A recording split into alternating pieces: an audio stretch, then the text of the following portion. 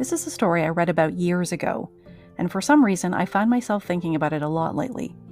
It's the true story of the Ki Korok baboon troop, as studied by Dr. Robert Sapolsky, an academic and neuroscientist. The Ki Korok baboon troop lived in Kenya.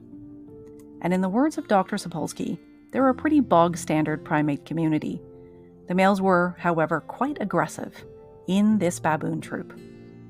The alpha males of the troop regularly foraged for food in the dumpster of a popular tourist resort.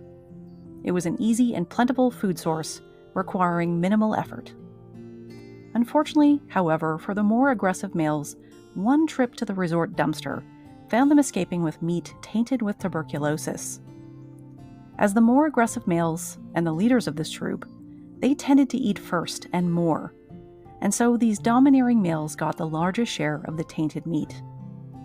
More than half of the male population died as a result, acquiring tuberculosis.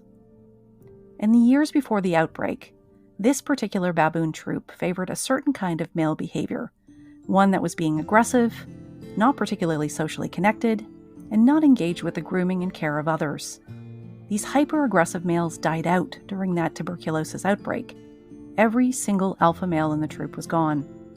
The result was a completely transformed troop, with females making up more than half of its population.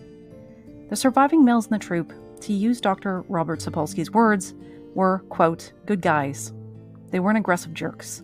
They were nice to the females, they were very socially affiliative, and it completely transformed the atmosphere of the troop. When the new adolescent males joined this troop, it would take them about 6 months to learn that this troop wouldn't tolerate aggression and abusive conduct.